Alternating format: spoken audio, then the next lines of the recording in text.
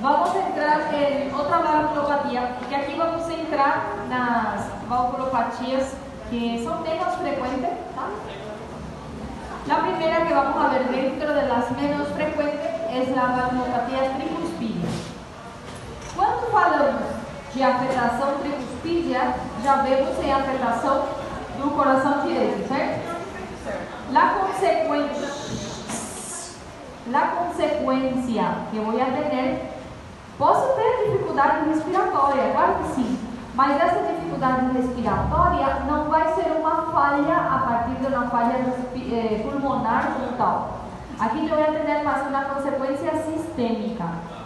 Eu vou ver mais disfunções hepáticas, disfunções intestinais, que é o que vai caracterizar mais, metabólicas inclusive, que é o que vai caracterizar mais as valvulopatias tricuspídeas, tá? Em sentido geral, origem ou etiologia, quando falamos de estenosis, relembrar que quando hablo de estenosis tricuspídea, é uma dificuldade em cierre ou abertura? Abertura. E quando hablo de insuficiência, uma dificuldade no fechamento dele. Quando hablo de estenose, la causa número 1 continúa siendo reumática. Cuando hablo de insuficiencia, ya muda un poco esa causa. Si vamos a comparar la frecuencia, es más frecuente una estenose que una insuficiencia. Porque la insuficiencia va a tener una causa ya de complicación de otra doença de base, principalmente insuficiência cardíaca. Então, onde mais eu vou ver, ou onde com maior frequência eu vou ver uma falha valvular por insuficiência tricuspídea, aquele paciente que já tem uma insuficiência cardíaca prévia, que já tem uma falha de ventrículo direito com uma repercussão de um corpo pulmonar e uma hipertensão pulmonar, esses tipos de pacientes. Então, reduz um pouco a causa e a quantidade de pacientes, certo? É mais frequente a estenose, se vamos comparar uma com elas, porque a causa continua sendo igual às outras valvulopatias. Cuando me voy en clínica como tal, sintomatológicamente ellos van a tener ese cansancio, esa fatiga, puede tener disnea, pero la disnea va a ser compresiva, porque mi paciente va a presentar disfunciones sistémicas como hepatomegalias, ictericias, ascites, tá? Coloquei aí entre as frequências, mas em sentido geral, a clínica como tal, o sintomatológico vai ser igual, tanto estenosis como insuficiencia. Puede tener dificultad respiratoria, pero va a ser por compresión diafragmática. Esse fígado cresce tanto, a hepatomegalia é tão grande que comprime o diafragma. A ascites é tão grande, a quantidade de líquido é tão grande que comprime a porção diafragmática e é isso que dá a dificuldade respiratória do paciente, é isso que vai dar essa fadiga, certo? Puede tener disnea, pero no es de causa pulmonar. Es de causa compresiva por megalias o acumulación de líquido intraabdominal. ¿Sí? Aquí puedo encontrar varios signos que pueden aparecer en los dos, pero es más frecuente que este primer signo que vamos a ver aquí, que es el reflujo o el dolor en la palpación, es el reflujo hepatojugular. ¿Ustedes saben cuál es la diferencia entre ingurgitación y reflujo hepatojugular? Refluxo, a palavra refluxo bomba. Mas como é a diferença dos signos? Os dois eu vou ter uma ingurgitação, certo? Na região do retorno venoso, essa volta eu vou ver comprometido. Então o que eu vou ver? Ele dilatado enorme. Sim? É o que eu vou ver. Pero quando eu digo de ingurgitação jugular, é essa permanência, que não piora nem melhora, mas é visível. Pode ser unilateral ou bilateral. Quando eu digo refluxo hepatojugular, é que eu tenho ingurgitação, mas ela dilata quando eu comprimo hipocondrio direito. Então, como eu vou explorar, como eu vou procurar esse signo? Você viu? Acredito que já sabem também. Eu vou deitar o meu paciente de cúbito supino e vou apalpar hipocondrio direito. Encontrei uma hepatomegalia, procuro refluxo hepatojugular. O meu paciente tem ingurgitação jugular e eu procuro refluxo hepatojugular. Sim? Pode vir acompanhado de dolor ou não, mas essa dor vai ser causada pela hepatomegalia e não do refluxo, tá? Hago uma compressão, como se fosse que eu estou fazendo uma palpação profunda, e eu vou pressionar ele de 1 a 3 segundos, não precisa nem se jogar em cima do paciente, tá? Só uma compressão profunda, e quando eu comprimo, ele dilata. Eu solto e a ingurgitação fica igual, certo? Diferença entre refluxo hepatotubular e ingurgitação jugular. Geralmente uma é pior da outra. Aparece uma ingurgitação e quando a ingurgitação já está mais intensa, na compressão piora. Okay? Mas a causa é a mesma. Então pode aparecer uma ingurgitação na estenosis e é mais frequente encontrar os refluxos e ingurgitação aqui. Mas isso é frequência. Sintomatologicamente e indistintamente pode aparecer nos dois. Então, na clínica, hepatomegalia, ingurgitação jugular, refluxo hepatotubular, a fadiga, icterícia pode aparecer em los dos, certo? ¿Qué me va a diferenciar uno del otro en el examen físico? El tipo de soplo. Essa vai ser a minha grande diferença que eu vou conseguir fazer no exame físico. Vou encontrar soplos tricuspídeos nos dois, obviamente. Solamente que si yo voy a mirar mi estenosis tricuspidea, yo voy a tener un soplo diastólico. Y ella tiene una característica que comienza siendo mesodiastólico. ¿Sí? Comienza siendo, que puede ser holosistólico, lembrese disso. Pero tiene la característica de que comienza siendo mesodiastólico. ¿Cierto? Cuando me voy en la insuficiencia, voy a tener también un soplo tricuspideo, pero ese soplo va a ser sistólico. Y ya tiene una característica de como a causa é uma descompensação de outra doença cardiovascular prévia, como insuficiência cardíaca, o soplo já começa sendo mais intenso. Então ele já começa sendo holosistólico. ¿Sí? Então você já vai ouvir com maior facilidade, né, porque dura mais tempo. Y va a ser con el primer ruido, o sea, va a ser sistólico en forma de color, todo ese tiempo do primer ruido, ¿cierto? Eso es lo que nos va a diferenciar. Tengo otras características, sí, y cuando yo con la estenosis, yo puedo tener un reforzamiento presistólico. ¿Qué sería eso? Que yo voy a oír ese soplo parecendo que puxa algo, ese es un reforzamiento. Eu vou ouvir ele, como é mesosistólico, o início parece que dificulta, demora um pouco. Isso significa reforçamento. Às vezes na prática não conseguimos justificar, mas ele é descrito de forma teórica que podemos encontrar. Certo? Escrita podemos diferenciar. Na vida real, na prática, às vezes nem conseguimos ouvir, ouvindo o sopro já automático satisfeito. Sim? Quando eu vou em la insuficiencia, eu tenho um pouco mais de achados além do sopro. Eu vou ter ele é um pouco mais intenso, né? Ele é mais barulhento, porque además de que o soplo é intenso e é mais prolongado, porque dura todo esse primeiro ruído, os batimentos também são intensos e aparece um terceiro ruído. Por isso que eu digo que ele é mais barulhento. Vou escutar primeiro, o segundo fuerte, o sopro que dura todo o primeiro batimento e além disso aparece um terceiro ruído, que é por reforçamento, certo? Então, em la auscultação, isto é mais barulhento porque eu ouço mais coisas e aqui, tirando o reforçamento, que se é que eu só ouço o sopro. Sim? Pequenas diferenças auditivas e na hora de descrever também. Tá bom? Apertura, sonido de apertura da válvula. Ou sonido do fecho também pode ser, esse é o chasquido, barulho que faz a válvula ou abrir ou fechar.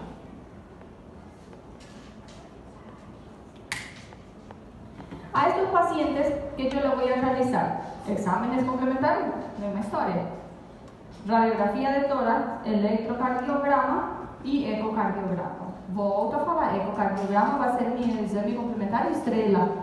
Mas eu posso encontrar também achados eletrocardiográficos, onde como ella está en la región del corazón derecho, yo puedo encontrar en mayoría de las veces desvío de rama derecha. É o que quase nunca falta. Inclusive na primeira instalação, como é uma consequência sistêmica, muito difícil que eu faça um diagnóstico agudo. Muito difícil. Porque eu vou suspeitar dela quando eu já tenho uma megalia, quando eu já tenho uma citis, Quando já tenho uma ingurgitação tubular e essa instalação não é aguda. A doença começa sendo aguda, obviamente, mas o diagnóstico dificulta. Quando eu vou diagnosticar? Quando os sintomas estão instalados. E os sintomas instalados aparecem de forma crônica, certo? Então, quando eu faço o diagnóstico, eu já posso encontrar esses achados elétricos, tá bom? Desviação do eixo para a direita, é o mais frequente que eu posso encontrar. E posso encontrar também arritmias de bloqueos atrioventriculares. Essa comunicação atrioventricular eu posso encontrar, já seja bloqueio grado 1, grado 2 ou grado 3, atrioventricular, tá bom? Consequências elétricas que eu posso ter. Dentro do exame físico, que me interessa que vocês identifiquem? As icterícias, que acho que faltam umas 2 semanas, já entramos em digestivo, vamos ir falando de alterações metabólicas e vamos ver tipos de icterícia. Sabemos o que é icterícia, né? Que é a coloração amarelada ou amarela da pele e mucosa. Aqui eu vou ter um tipo de icterícia que se chama icterícia flavínica. Vamos falar mais disso e a classificação dela. Que é a coloração bem amarela, quase puxando para o verde da coloração da pele. Isso se deve à obstrução do colero, que ela fica amarelada e depois esverdeada. O paciente fica todo amarelado e a conjuntiva é onde mais nos chama a atenção, porque como é branca, ao mudar a coloração, é onde vemos essa icterícia, tá bom? Vou ter icterícia, vou ter ingurgitação jugular com ou não refluxo hepatojugular. Vou ter hepatomegalias, que essas hepatomegalias às vezes é gigantesca, tanto a predomínio do lóbulo direito ou esquerdo, pode ser dolorosa, porque ela pode ser em forma de hepatites como tal, onde há uma inflamação aguda, e as ascites, que podemos encontrar tanto na inspeção como na palpação. ¿Certo?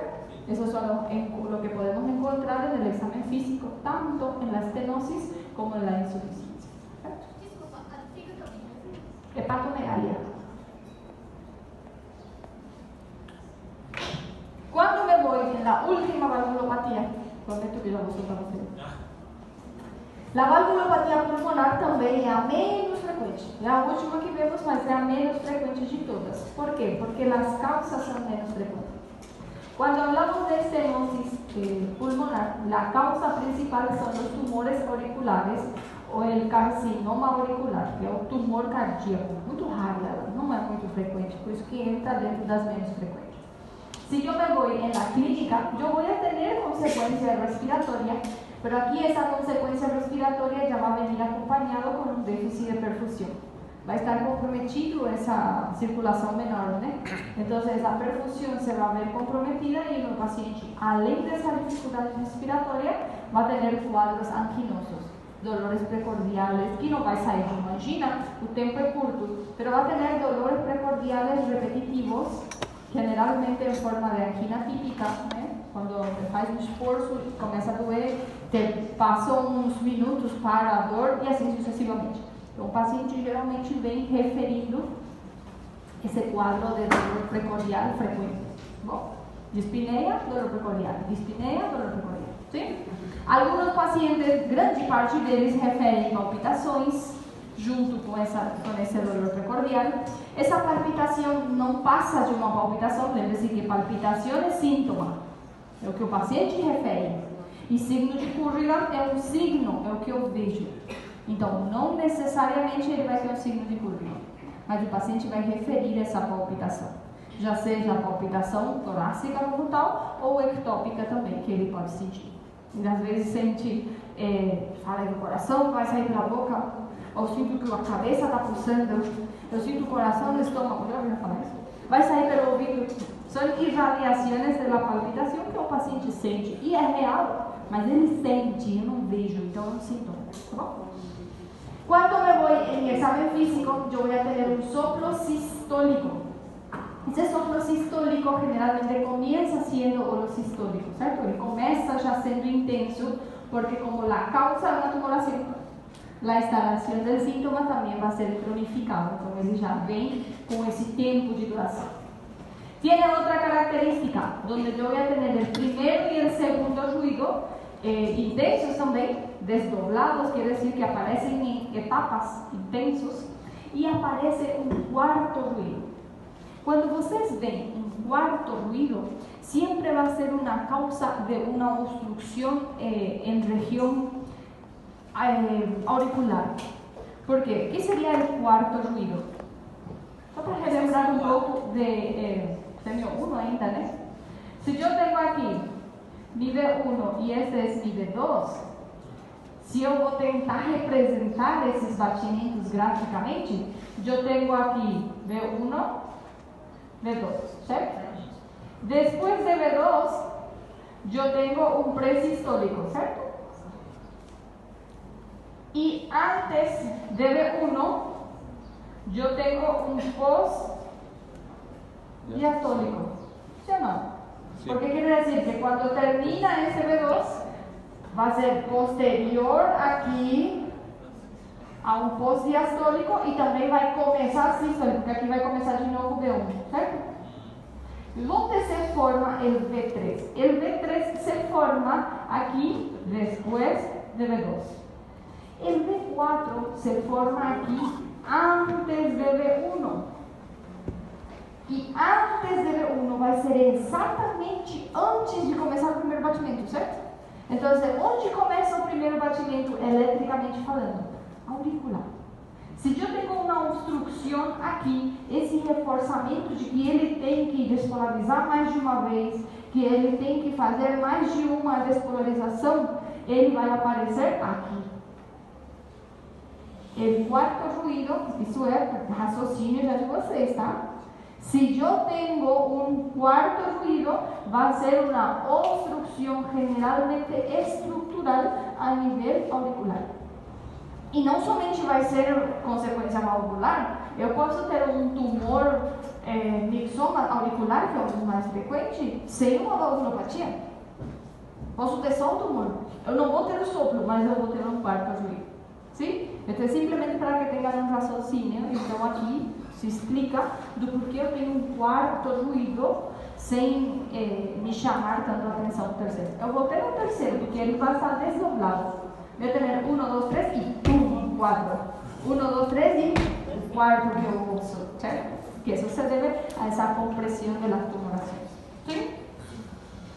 Voy a tener soplo entonces sistólico, que generalmente ya comienza siendo olor sistólico, y lo que me llama la atención es el cuarto ruido fuerte, alto, que me va a llamar la atención, ¿cierto?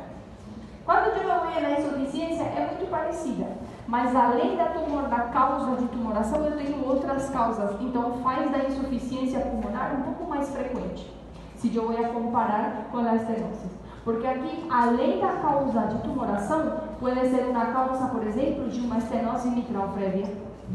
O simples fato de que eu tenha uma estenose mitral já é um fator de risco para ter outra valvulopatia, nesse caso, uma insuficiência pulmonar. Las hipertensões pulmonares, ou seja, uma insuficiência cardíaca direita, por exemplo, já é uma causa para que eu tenha uma insuficiência pulmonar. Uma fiebre reumática ou causas congênitas já são uma causa para que eu desenvolva uma insuficiência pulmonar. Então, como eu tenho mais causas, isso faz com que esse tipo de valvulopatia entre as pulmonares seja mais frequente a insuficiência do que a estenose. Porém, as duas são mais raras se eu vou comparar com outras valvulopatias, certo? Clínicamente hablando, aqui eu vou ter a clínica idêntica a uma estenose pulmonar. Não tem como diferenciar. Mi paciente va a tener dificultad respiratoria, que va a venir acompañado de dolores anginosos repetitivos y que inclusive o paciente pode referir palpitações em várias oportunidades, certo? Então não vai ter diferença nenhuma clinicamente ou sintomatologicamente. Quando eu vou ir no exame físico, eu vou ter signos parecidos, que aqui eu acho que eu não falei, né? Que é o signo de Dressler. Sabe o que é o signo de Dressler? Quase não é falado sobre ele. Donde le pongo al paciente en decúbito supino y yo voy a colocar a mão aberta, assim, en el ictus corbis. Paciente deitado, decúbito supino, y voy a poner mano abierta en el apex, ictus corbis. Al hacer una pequeña presión, pequena pressão. Não é quebrar costela, pelo amor de Deus. Hago una pequeña presión como si fuera una palpación profunda entre 1 a 3 segundos y a mi mão comienza a pulsar.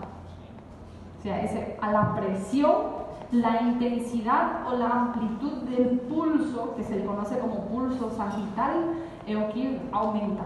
Então, eu vou ver a minha mão pulsando. Esse é um signo de Drexler. Isso se deve a uma sobrecarga del ventrículo derecho, del ventrículo izquierdo, pero que se representa solamente por la presión. Ese signo puede aparecer tanto en la estenosis como en la insuficiencia. ¿Sí?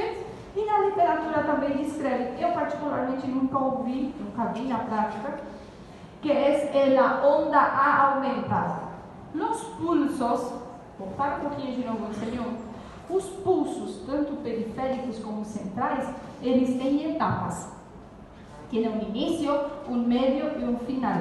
Então, se eu vou descrever ela a intensidade, ela começa sendo mais forte. Depois, como que ela diminui e o final é forte de novo. E isso se conoce como ondas.